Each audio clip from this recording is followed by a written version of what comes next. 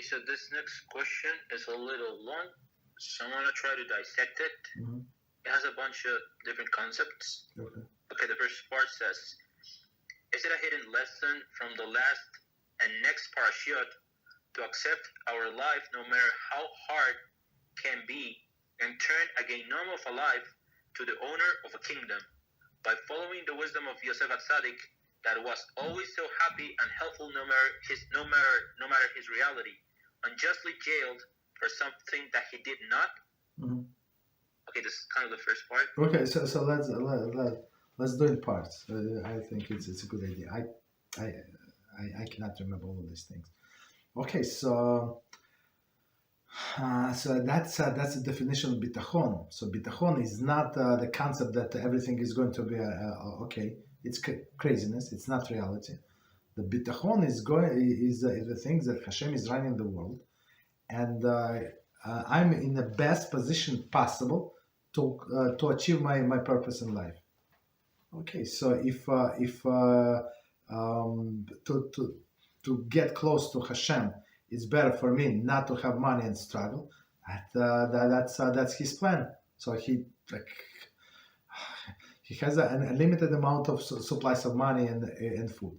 If he decided that for me, he has to withdraw the money for 6 months for whatever reason. So and that's the best for me. So I have to learn how to live under this condition. If he decided that I have to live on surplus of the money, 7 times more that I experienced in my life, so I have to learn how to do with this money. So in this case, just an example with the Tzedakah, I have to run and see who needs the money, right? And who needs the money, who needs support. Why? Because I have extra. Like Hashem put me like an accountant, his accountant in this world to do his will. Right? It's not for me to buy 7 houses, right? It's for me to support his causes, whatever is the more dear cause to him. I have to look for it. You understand? And same with struggle with family, close ones. It's Hashem knows what's going on, and we have to bless him. Have to bless him no matter what. As it says, Rabbi Shlita said this story, and I heard it before also, about this rabbi who was, he's in Kiruv.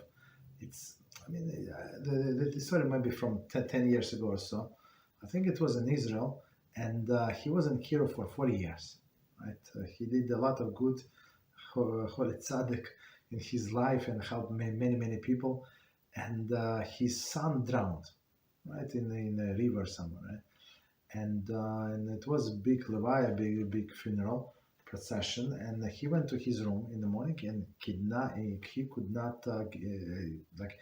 would not get out. So of course they could not proceed without him. Everybody's waiting 1 hour, 2 hours, 3 hours. After 3 hours, he went, right, all composed, of course. He was kind, and then he said Baruch Dayan Chayemes. Right, of course, with Hashem's name.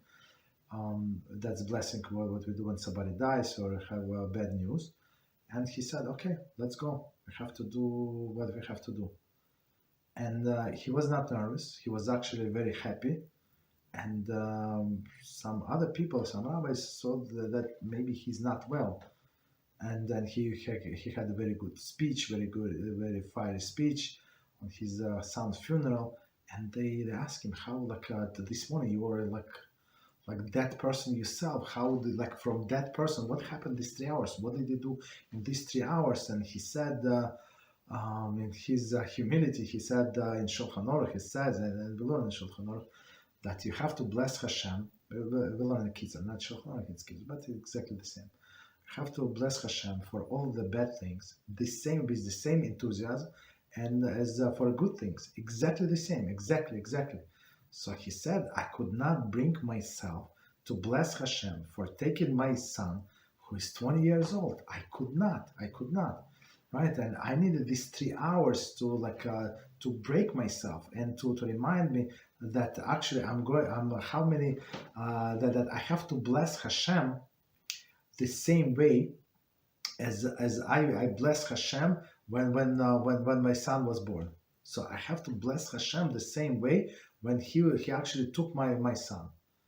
And it took me 3 hours to realize and be grateful for all of the every day of my life, that all of the 20 years, that pleasure that Hashem gave me to have this holy son of mine, and after that, so I have peace with Hashem, right, with myself, with the son, with everybody, and I was able to do that.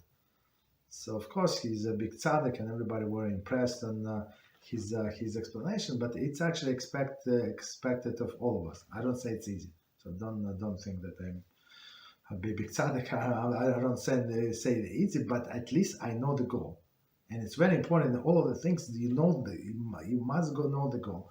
So all of the bad that is going on in our life, it's for our betterment, right? As Rabbi Akiva said, it's all for the good. How is it good? We're going to see. So Hashem is going to open our eyes one day. One day could be next week, or maybe next Monday, maybe 5 years from now, maybe after we go into the last judgment. But it does not alter my purpose in life and my dedication to Hashem. You understand? So when you have all of these like a global things in mind, you're not going to be upset so much. Somehow, somewhat upset. Somewhat is hard to not to be, because we're all humans. But otherwise, no. You understand? So you just continue going. Okay. What else? Thank you, Rabbi. You're welcome. Okay, so that was the first part of the question. Next part goes, however, one of the commentaries mentions that each year that Yosef HaTzaddik spent in jail was because he spoke about each one of his brothers. Do we understand that perhaps it's because we did, in relation to this whole issue, do we understand that perhaps it's because we did something in the past or in previous lives, so measure for measure, Hashem is punishing us from something that we can realize how to do Teshuvah properly about sins from other lives and overcome a Gehinnom of life. Mm-hmm. Okay, that's an amazing question. We had a somewhat similar question. So, and that's what we said last time. Maybe it was not in this class, but I think it is. But maybe I'm mistaken. So we said that people like to blame everything on reincarnations, like previous lifestyle. And I always said, like, you normal just look at the mirror, just look at them in the mirror, meaning look at what Hashem is expecting of you in this life, and look how many failures you have. So to blame everything on the previous life, okay, it's not very convincing. You understand? So even though like sometimes a person would struggle in this life because of the sins of previous life, but because he did not correct the sins in his previous life, so in this life he has exactly the same issues, right? And based on these struggles, he has to correct whatever was not correct in previous life. Of course, our rabbis give, I think, 7 explanations or why the righteous people struggle, right? So sometimes a righteous person, it's like Hashem cleansing him or her, right? One of the explanation is, for example, if somebody did Teshuvah, pure Teshuvah, right, from the bottom of the person's heart, and the person had some sins for which he would get chorus penalty, his life would cut short in this life. In order to come, there is 3 kinds of chorus, or just this life short, meaning he would die childless. Okay, all of these things, right? So when person does Teshuvah, right, complete all of the three steps, he stopped, he regrets, the Yom Kippur must come, right? And person must endure the suffering. So these sufferings, so if it's atonement for a person's sins, so person must be very happy for the suffering. Why? I mean, in this case, I'm talking about this specifically. Why? Because he or she is not going to be punished in the world to come, right? And punishment in the world to come is much more severe than here. So whatever in this lifetime I'm going to suffer, that's good for me. You understand? So, but throw everything on a previous life. That's not wise. That's person only arrogant person would do that. You understand? So try to live your life. Know that it is good for us. It should help me. So of course a person must analyze like a source of the suffering. Like what do they mean? Like what exactly I have to work on?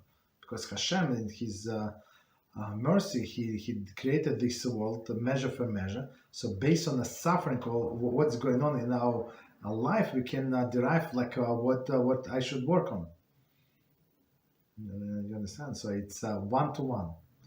As we learned today, it's a page before last. In that class, we almost finished Talmud Megillah, right? Talmud Megillah. So it says that it's verse from the prophets.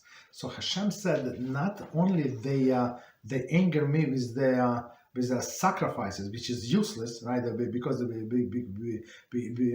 of their sinful way, they even bother me that I have to make punish them measure for measure.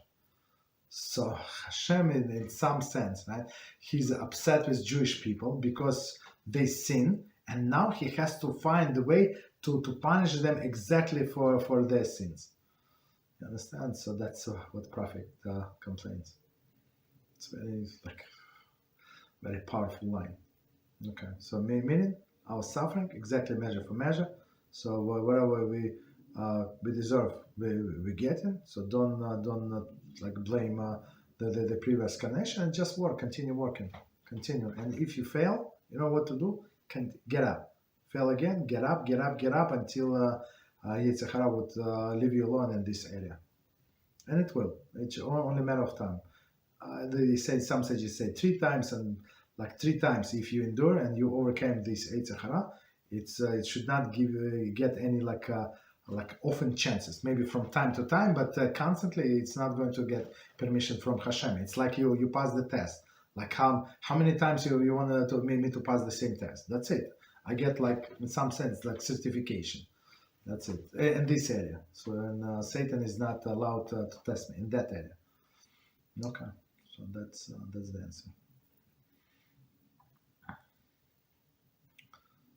Thank you very much, Rabbi. You're welcome.